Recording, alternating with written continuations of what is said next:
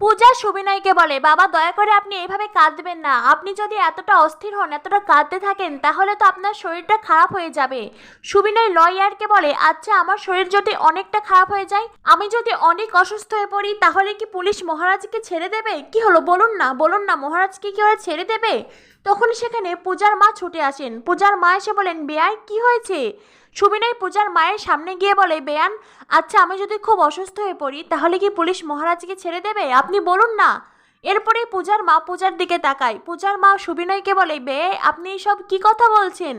তখনই পূজা সুবিনয়কে বলে, বাবা এই তো লয়ার চলে এসেছেন, আর কোনো চিন্তা নেই, আমরা এখন যাব, সবাই মিলে গিয়ে মহারাজকে ঠিক ছাড়িয়ে আনবো। সুবিনয় তো খুব খুশি হয়ে যায়। সুবিনয় চিৎকার করে পূর্ণিমাকে ডাকে। সুবিনয় বলে, পূর্ণিমা কোথায় গেলে? এই তো আমরা যাচ্ছি, আমরা সবাই মিলে যাচ্ছি মহারাজকে ছাড়িয়ে আনতে। পূর্ণিমাও সেখানে ছুটে আসে, আর সোম প্রিয়াঙ্কাও উপস্থিত।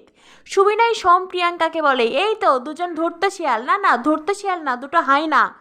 সোম বলে, বাবা কথায় কথায় অপমান করবে না, তাহলে কিন্তু। এই বলে সোম থেমে যায়। পূর্ণিমাও কটমট করে সোম প্রিয়াঙ্কার দিকে তাকিয়ে থাকে, কিন্তু পূর্ণিমা কোনো কথা বলে না। পূজা বলে, তা না হলে কি করবেন বলুন? সোম চুপ হয়ে যায়। প্রিয়াঙ্কা পূজাকে বলে, আমাদেরকে তাতিও না বোন। পূজা বলে, বোন বোন কথার মানে বোঝেন আপনি?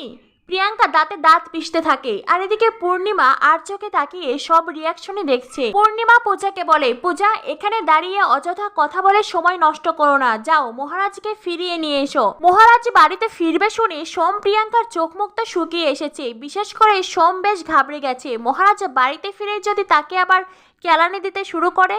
অন্যদিকে প্রিয়াঙ্কার চোখে মুখে তখনও প্রতিশোধের নেশা। এত কিছু করেও প্রিয়াঙ্কার মন শান্ত হয়নি।